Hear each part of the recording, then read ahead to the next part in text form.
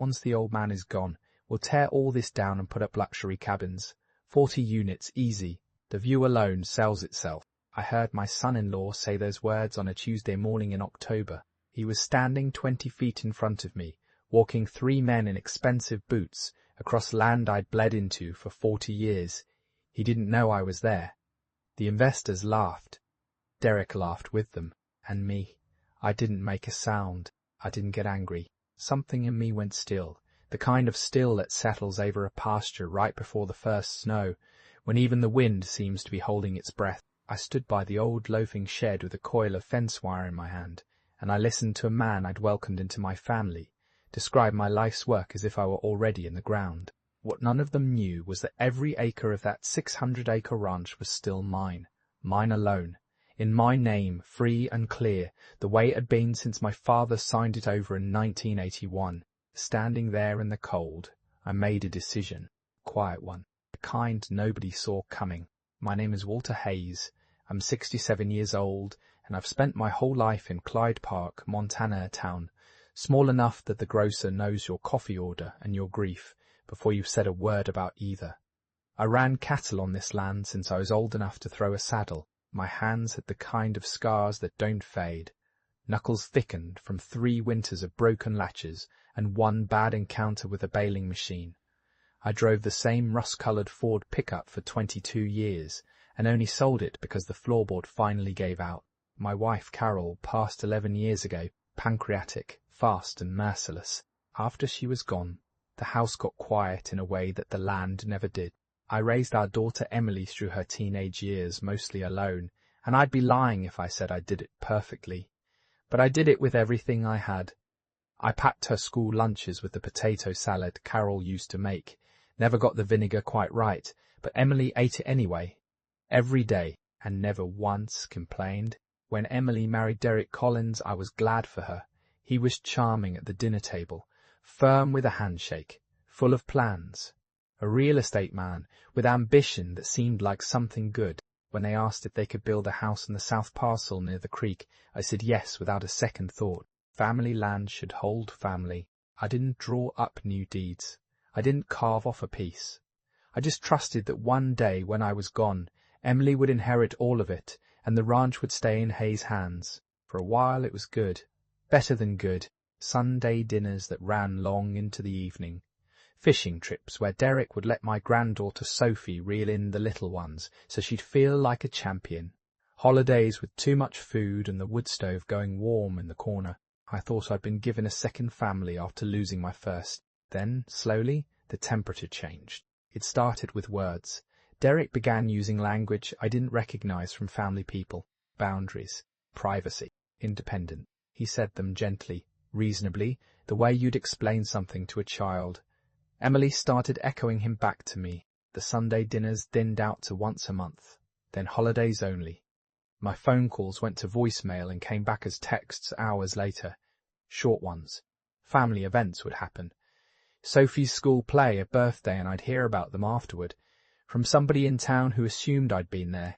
I told myself I was being a sensitive old man, that young families need their space, that I was reading shadows where there weren't any. But the land doesn't lie, and the land was telling me something. The fences on the south parcel started going to ruin, wire sagging, posts leaning.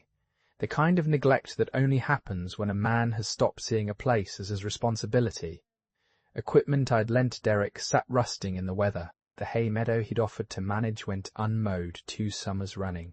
And yet somehow, Derek had money, new truck, a boat I never saw him use. He spent like a man who was certain more was coming, like a man waiting on an inheritance he'd already counted. I didn't understand it yet, but I'd started to watch. The first real crack came on a cool Saturday in late September, before that Tuesday I told you about. I'd taken Sophie out riding. She's 11 now, all elbows and questions, and the only one in that house who still came running when my truck pulled up the drive. We had old Cinnamon saddled for her, the gentlest mare we own, and we walked the ridge above the creek the way Carol and I used to. Sophie was chattering about school, about a friend, about nothing much at all, the kind of easy, wandering talk that kids do when they feel safe. And then, easy as anything, she said it. Dad says when Grandpa dies we're going to be rich. She didn't even slow her horse. To her it was just a fact, like the weather. Something the grown-ups had said over dinner. She had no idea what she'd handed me. I said nothing. I looked out over the ridge, at the same view 3 strangers would later be told sells itself, and I let the words settle into me like cold water into dry ground. The distancing was never random. The boundaries, the privacy, the slow shutting of the door, none of it was about independence. It was about an investment. Somewhere along the way, in a house I had given them on land I still owned, I had stopped being Emily's father. I'd become an asset with an expiration date. Here's the thing about going quiet instead of going loud. It lets you see clearly, and I wanted to see all of it before I did anything at all. So I didn't confront Derek. I didn't call Emily crying. I just got still, and I started paying attention, the way I'd track a sick animal that hadn't shown all its symptoms yet. I noticed which trucks were parked at their house when I drove the county road. I noticed Derek taking long phone calls out by the fence line, pacing. I noticed a man in a pressed shirt walking the back 41 afternoon with what looked like surveying equipment, and Derek nowhere I could see, though it was his voice, I heard later, carrying across the flat, saying something about buildable lots. 2 questions started circling in my mind, and they wouldn't leave. How long had this been going on? And had Emily, my Emily, who ate that imperfect potato salad every day of her childhood, known about it all along? I didn't have the answers yet, but I'd lived long enough to know that the man who keeps his mouth shut and his eyes open usually gets them, and I had something none of them had remembered to account for. I had time, and I had my name on every last acre. Then came that Tuesday morning by the loafing shed, and everything I'd been quietly piecing together finally had a shape. After that Tuesday, I stopped guessing and started knowing. A man my age has friends in every corner of a county like ours, and not one of them owes Derek Collins a thing. The fellow at the title office. A surveyor I'd shared a duck blind with for 30 years. The woman at the county planning desk who used to babysit Emily. I never asked any of them to do anything improper. I just listened, the way I'd been listening all along, and piece by piece the picture filled in. Derek had been meeting with developers out of Bozeman for the better part of a year. He'd commissioned a preliminary subdivision plan, 40 cabin lots, a private road, a gate. He'd ordered an informal land survey of acreage that wasn't his to survey. He'd even shopped around for financing, using projected numbers built on a sale that could only happen after I was dead. He had pictures on his phone of cabins that didn't exist, sitting on a hill that wasn't his, and he'd shown them to investors with my cattle still grazing in the background. Every road led to the same place. In his mind, the ranch was already his. I was just a formality, a clock he was waiting to run down. If you've ever discovered that the people closest to you were quietly counting on your absence, you know there's no anger sharp enough to match that particular cold. So I didn't reach for anger. I reached for clarity. There was one person in all of this I never stopped loving for a second. Sophie. That girl had her grandmother's stubborn chin and a heart that hadn't yet learned to close. None of this was her doing. She'd handed me the truth on a horseback ride without knowing she'd done it, and whatever I decided, I made up my mind that she would not be the one who paid for her father's appetite. Everything I did next, I did with that 11-year-old in mind. So I drove into town to see Margaret Jensen, who'd been my attorney for going on 25 years, and Carol's before that. I sat down across her desk, hat in my hands, and I asked her one plain question.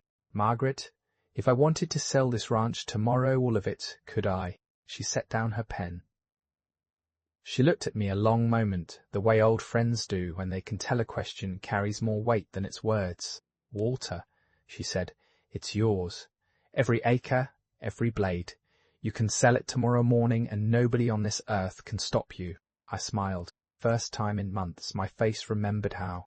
But before I did anything irreversible, I needed to be sure. I needed to look my daughter in the eye and give her one honest chance. So I called Emily and asked her to lunch, just the two of us, like the old days. She seemed surprised. She came anyway. We sat at the little diner on Main, the one with the cracked vinyl booths. I ordered the meatloaf because it was the closest thing in this world to Carol's. We talked about small things. Sophie's grades. The weather coming down off the mountains. And then, gently, I asked the only question that mattered. Emily, If I sold the ranch tomorrow, sold it clean, gave it all away, would that change anything between us? She froze, fork halfway to her plate, and in the silence that followed, in the way her eyes flit down and her face worked to find an answer that wouldn't come, I had the last piece I'd been missing. She didn't say no. She didn't laugh and say, "Dad, why would that change anything?" She just sat there, and the quiet stretched, and that quiet told me everything her words never would. I drove home that evening with my decision settled as bedrock. I went back to Margaret, and we made a move that none of them, not Derek, with all his plans, not the developers, not even Emily ever saw coming. I did not leave the ranch to the family. I did not sell it to Derek. I did not sell it to the developers waiting in Bozeman with their cabin sketches. I sold all 600 acres to a land conservation trust, a permanent binding agreement that protects the ranch from development forever. No subdivisions, no private road, no gate, no cabins. Not in my lifetime, not in Derek's, not in any lifetime to come. The agreement was airtight and irreversible. The land would stay open the way it had been since before my father's father. Cattle could still graze it, the creek would still run wild, but no one would ever carve it into lots and sell the view. Derek found out the way men like him always do through a phone call from someone hoping to congratulate him on a deal that was now a corpse. I wasn't there to see his face, but Emily told me later, after everything, when the truth had finally pulled her out from under him. She said he went pale, then grey. His hands shook so badly he set the phone down on the counter. He read the notice 3 times like the words might rearrange themselves into something he could use. Then he started shouting, not at the trust, not at the developers, but at her, about the money, the millions, the fortune he'd been counting since before Sophie was born. Years of plans, gone between one breath and the next. And in that moment Emily said she finally saw him clearly. Not the charming man at the dinner table, the one underneath, who'd been counting on her father's death like a payday. The marriage didn't survive it. I take no joy in that. A broken family is nobody's victory.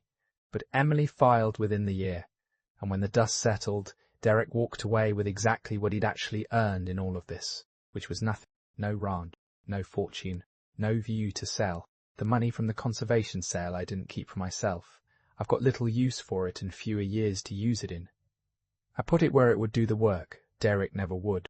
A college fund for Sophie, locked up tight where no one can touch it but her. A trust for whatever grandchildren may come, and the rest into scholarships at the county high school, so the kids whose folks work with their hands the way I did might get a fairer shake than they'd get otherwise. The money helped people Derek never once thought about. I expect that would have bothered him more than anything if he'd known. Last Sunday, Sophie and I rode up to the ridge again. We sat our horses on that hill, the one that sells itself, and we looked out over land that no one will ever own the way Derek wanted to own it. She asked me why I gave it all away instead of keeping it in the family. I told her the truest thing I know.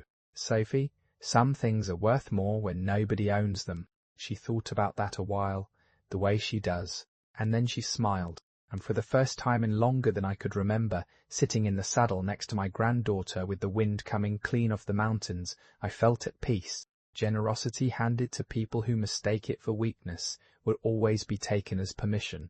Real kindness isn't weak, it just knows how to wait. If this story moved you, do me a favor, hit that like button and subscribe so you don't miss the next one. And tell me in the comments, has someone in your life ever mistaken your kindness for something they were entitled to? I read everyone. If you know somebody who needs to hear this today, share it with them. Sometimes the quietest people are simply the ones still holding the only card that matters.